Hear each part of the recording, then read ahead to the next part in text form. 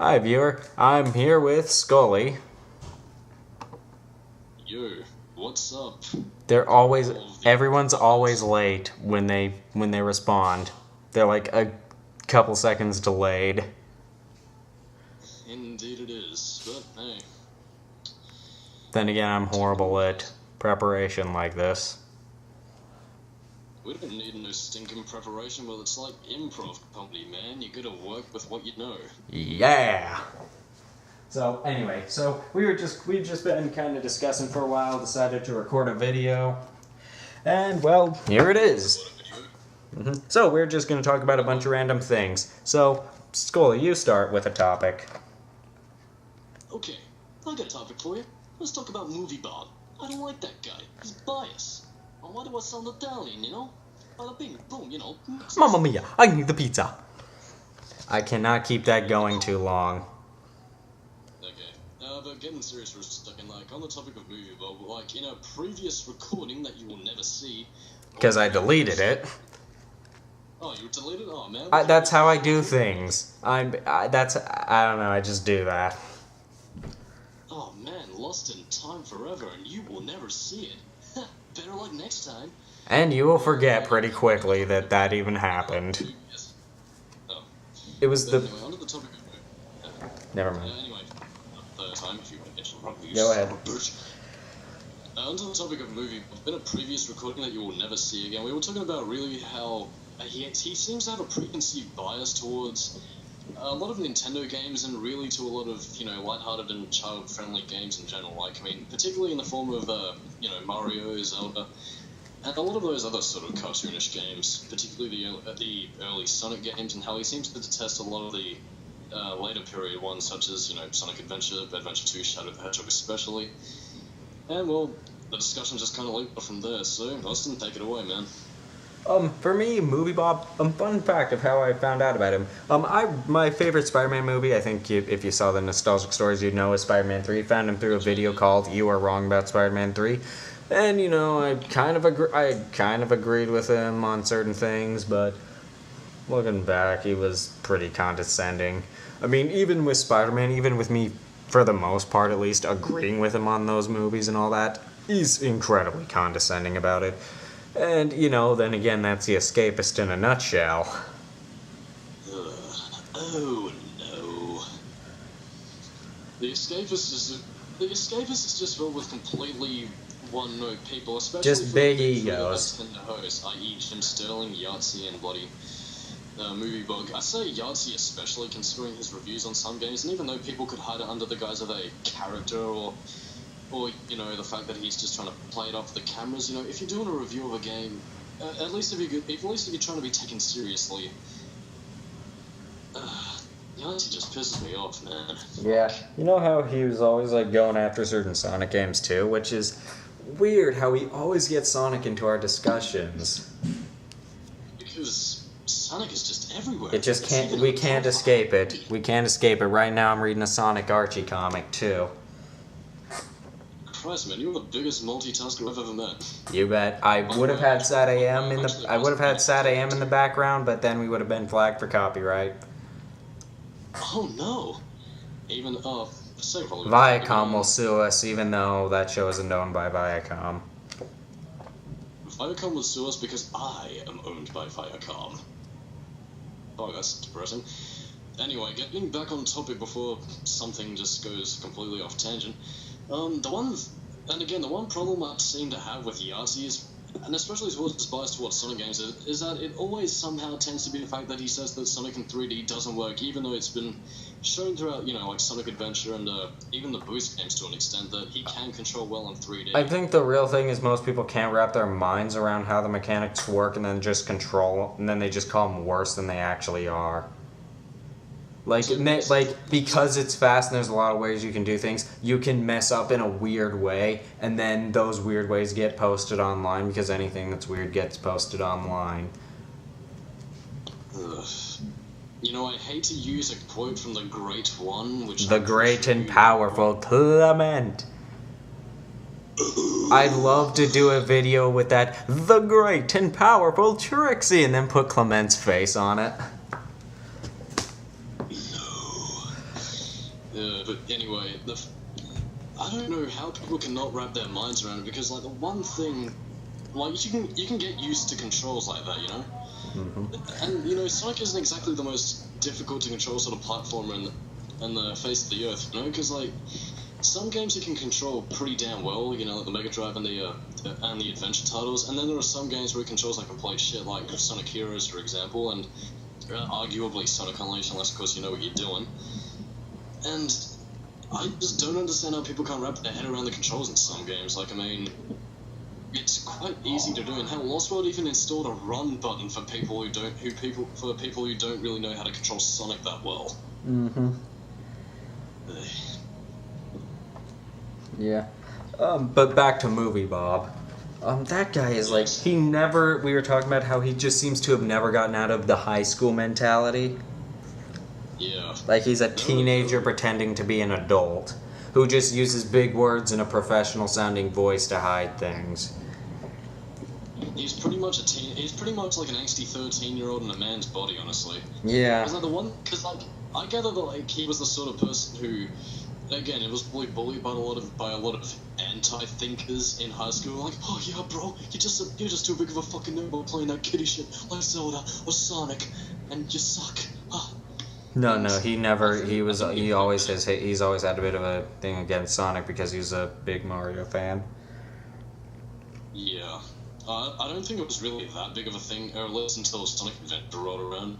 But the thing that he tends to do a lot is that he tends to generalize a hell of a lot purely for, you know, making his argument look good. Like, for example, he'll make the dude bros, you know, sound like the anti-thinker who think that all they want to do is just hit in his favorite games by saying that they suck and are for kids and they should play man things like Call of Duty and FIFA. And, you know, the thing about that is that I'm pretty sure a lot of dude bros probably wouldn't play that many video games in the first place, and if they do, they probably wouldn't go out of their way to go off, you know, pissing all over Mario or Zelda or anything like that because of the fact that... he's actually quite a hypocrite, too. Like, I remembered he was doing this, he was talking about how we need to really allow people in. Like, gamers just want, and I think it's just because of feminism and all that, like, gamers want everyone games to go their way, and then he does like, mostly with feminism, since, you know, he's trying to... It's like he's trying to propose... It's like his proposal to Anita Sarkeesian. And then, you know, he goes a complete 180 with... Dude, bros. You know, all them. Yeah. You know, my little thing that annoys me... You know when people say, like, go in the complete opposite direction, they go making a 360? Pretty much. Just by that making a circle? I know. And again, I think it's because he's so narrow-minded that a lot of his arguments just really tend to come off as... His arguments tend to come off as, they sorts of people don't adhere to the standards that I believe to be righteous. And if they do... And he tends to use his avatars to... Like, I'd say more so for the early episodes, you know, particularly with the straw man. And, again, to an even larger extent... You should never use a straw man. Everybody disagrees with his opinion to be an idiot or, you know, very misinformed to the point where they'll be ignorant towards it. And again, I'm not saying that there aren't people out there who are not like that, because again, there are people who can be quite ignorant to other people's perspective. But the fact of the matter is, the way to win an argument is not to speak venom at them because they spout venom towards you. The way to win an argument is really just to, you know, calmly give out your points to counterbalance the argument and, you know, to provide a different perspective on it, you know? Mm-hmm.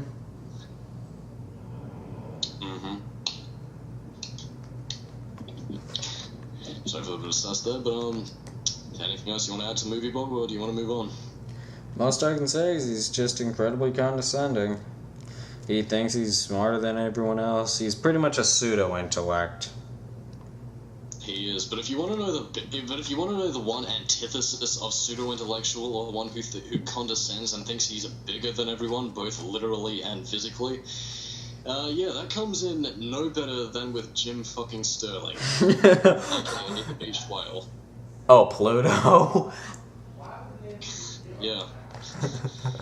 Pluto's no longer a planet because he complained? No, I speak more so for the one video about, I think it was feminism or Gamergate or something that he ranted about.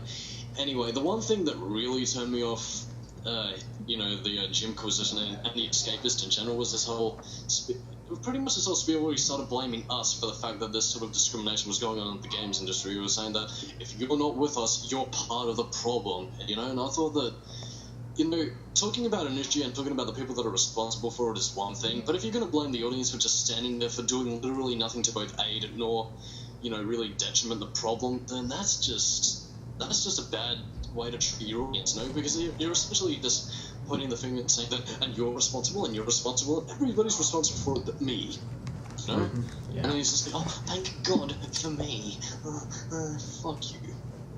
Yeah. Anyway, let's move off of Movie Bob.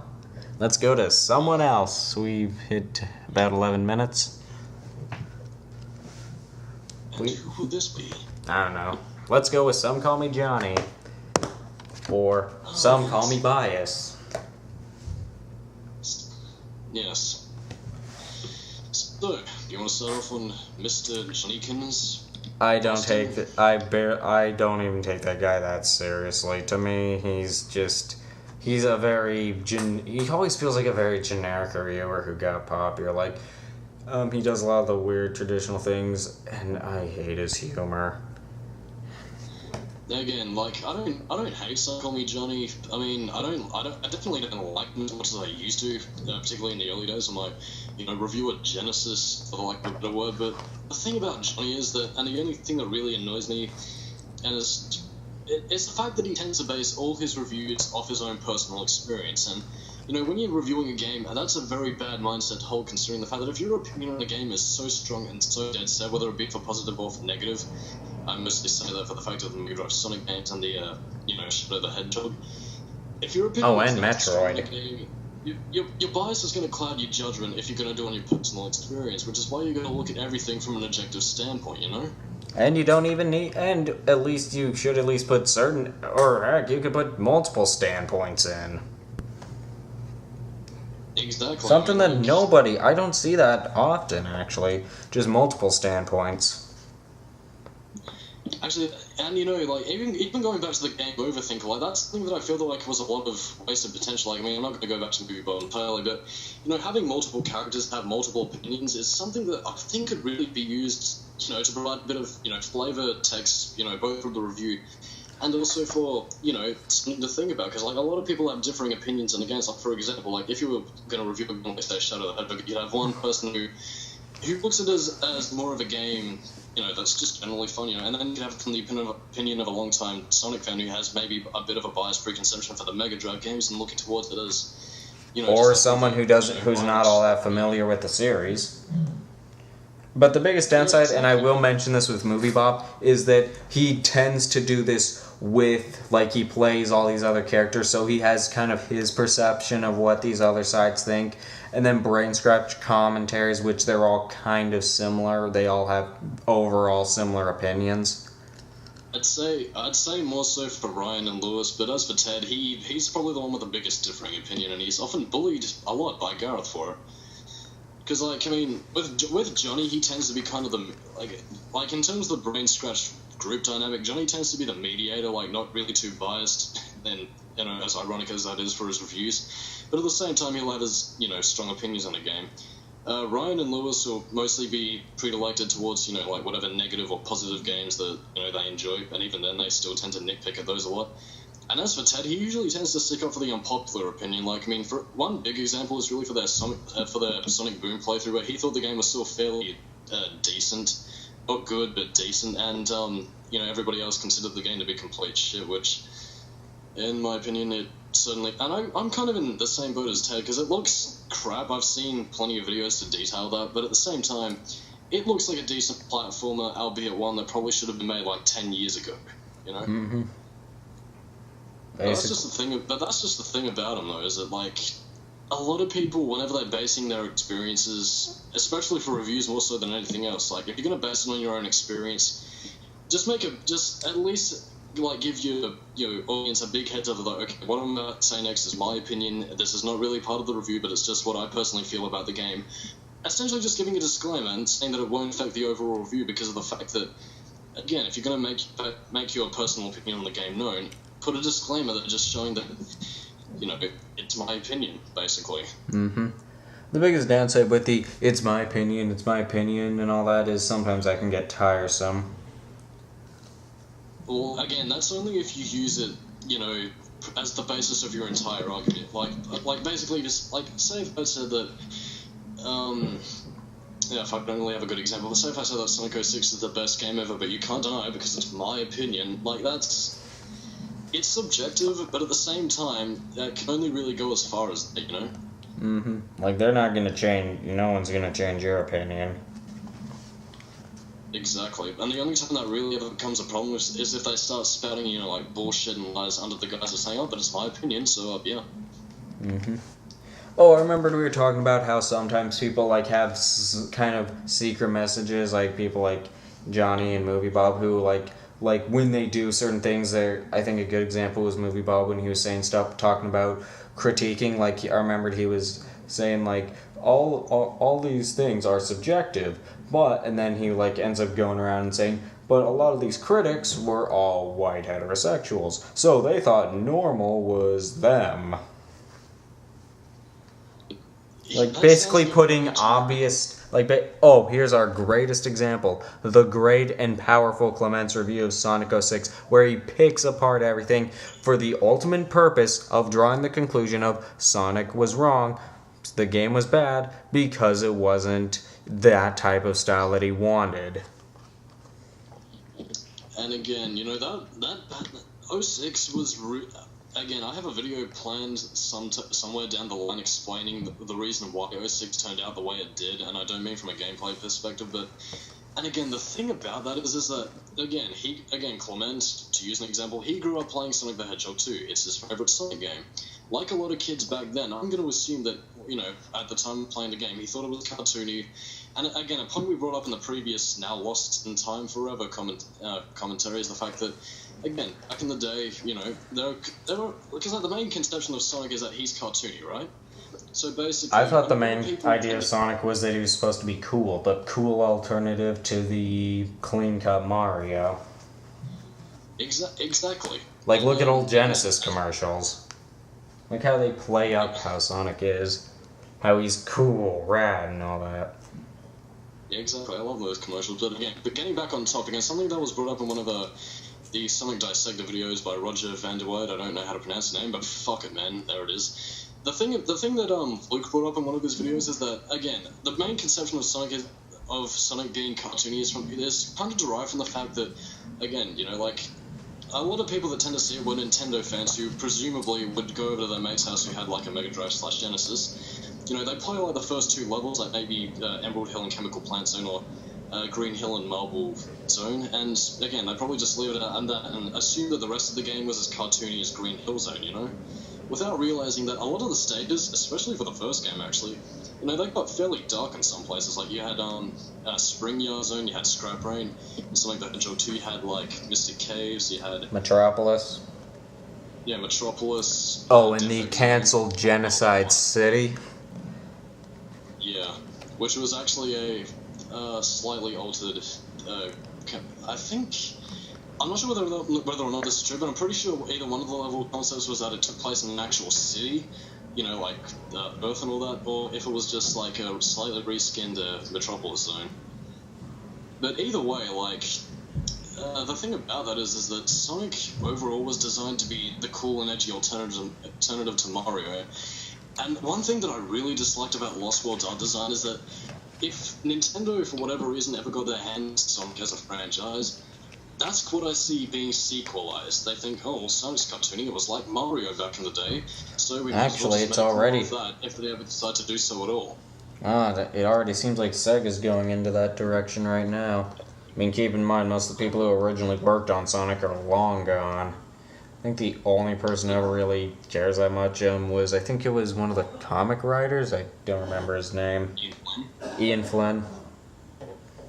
I like Ian Flynn, he's a good writer, but anyway, getting back on topic, I think the only Sonic Team member that actually had any sort of creative spark left for the Dreamcast era was Takashi Iizuka.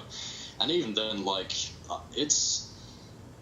I don't remember who that was. Takashi Iizuka, he was the he's pretty much the team head after Yuji Naka left, or at least by this point. And again, you know, the one thing about it, because again, he was the guy that was pretty much responsible for giving us the adventure games. Because again, I recall like reading a lot of articles about Sonic Adventure about how like when he was working on Sonic 3 and Knuckles, he forwarded the idea of a Sonic RPG, you know, and that eventually became the basis for Sonic Adventure. And you know, as a result, we got the Dreamcaster, which is why I really do appreciate what Takashi did for the series, you know. And ever since he was reserved, you know, to the role which Yuji Naka is in now, I don't think he really has as much, you know, say in terms of the creativity in which the games go at this point. Because I think now, particularly more so for the fact that, you know, Sega doesn't want another disaster like 06, they seem to want to be preconceived to make Sonic appeal to the classic fans, which as a result were probably Nintendo fans back in the day who only saw Sonic as cartoony. That's probably the reason why we have the games that we have now. Anyway, let's... sorry, I'm mostly paying attention to the comic I'm reading. Fuck you. I just bore my soul, man. I know. Viewers probably cared about it. Right, viewer? Well, you're pouring it more to our audience. Really? Yeah. Oh. Well, See, what about the audience? I would give you all a big hug if I could meet you all. I'm gonna hug my computer screen right now. It's so warm with hugs and shit. Yeah. Yeah, but anyway, moving on to a topic which Austin will think of. If he doesn't think of one, didn't you have something to I'm say? gonna slap a bitch. Oh, what were you gonna do? Oh, did you ever? Nothing. I just said I was gonna slap a bitch. Oh, okay. No, go on. What were you gonna say? We were gonna... I forgot what it was. I think we were gonna talk a bit about some of the ranters on YouTube. Like, I think it was that idea of how some people think, like, if everyone thinks like they do, the world would be perfect.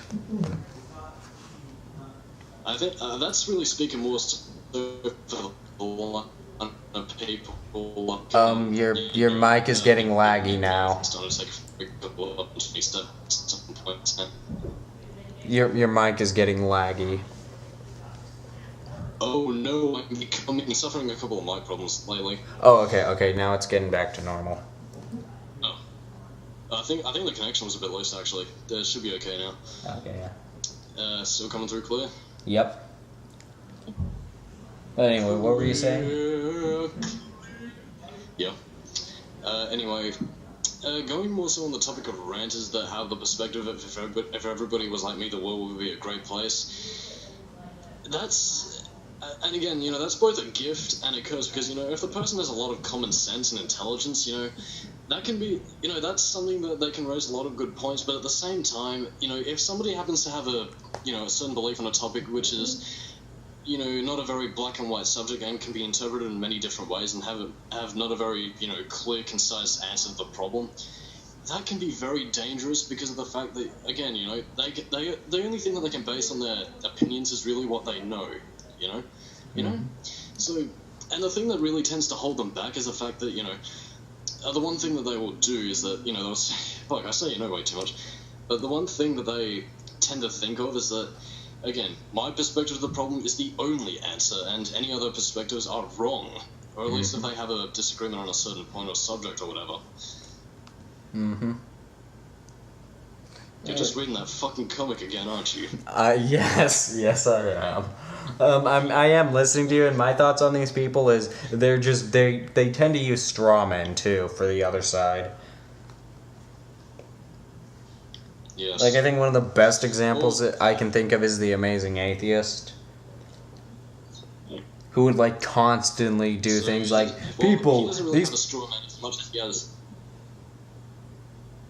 Well, he doesn't really have he doesn't really have as much straw man as he does bananas. Yeah, and like, you know how he constantly makes videos about how like a creationist doesn't believe in the moon, stuff like that.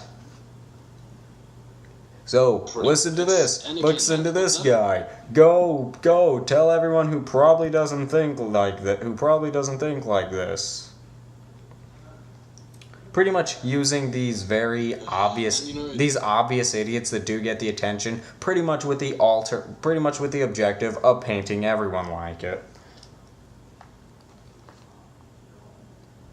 And again, that's really where generalization comes into play, and that's something I do plan to have a rant of my own about at some point later today. But again, the one thing that you should never do under any circumstances, generalize for the sake of an argument, because again, a lot of people, especially something I've noticed with like Alpha Omega Sin, again, as big of a ranter as he is, he usually tends to only really say, "Oh man, these people suck. Fuck you. Fuck this. Fuck you. Fuck everybody. Fuck me. Fuck you." How many F-bombs can I drop? He very rarely tends to see things from a logical perspective for the other side. Like, I mean, he'll paint, like, especially for gamers and shit, like, he'll paint them as, like, the victims of, like, Anita Sarkeesian or... I think one of the biggest problems that most ranters tend... Oh, I think one of the biggest problems most ranters have with not the other perspective is they just, like, assume that they think a certain way because they have something wrong with them. Yeah, it could be that too, actually. I don't even... And I don't want to say... that they're necessarily wrong, but again, it's a very ignorant perspective that, again, if you don't word your arguments correctly, is really going to, incline some backlash to be given towards them. And, the sad thing is that a lot of these, angry ranters that only tend to see things from a one-sided perspective are usually the ones that end up getting, like, tens of thousands of subscribers. Meanwhile, like, you have... average Joes who, actually offer a very unique perspective on the subject, usually just end up getting, like, barely any because of the fact that, but they're more funny, they get angry and articulate themselves less for the sake of just being angry, and that's... Mm-hmm. I guess it just sort of goes to show, because, I mean, like, entertainment is one thing for a rant, but at the same time, bringing up, like, legitimate points, counter-arguments, and... just giving the viewer something to think about, I guess... Or just giving a perspective. Would be a better way to do it. Or just giving a perspective. Exactly, Mm-hmm. And that's just it, because, like, again, a lot of the big ranters, and the reason why I've kind of had a bit of a falling out with the ranting community is that very few of them now just tend to have anything more to say other than, this is bad. Ranting is catharsis, and that's all it should ever be. See ya. And that's... Like, I mean, again, there's a reason why I don't rant as frequently, or at least do the videos I used to do as frequently as I used to do back in the good old days of last year. Really because of the fact that, again, like, I don't want to generalize everybody as just, being, that teenager's an idiot because the stereotype must be true, or... And, I don't know, like, I guess pick your targets carefully is what I'm saying here, mm-hmm. Yeah, well, the file size is getting pretty big, so we probably should stop this one right now. See you next time.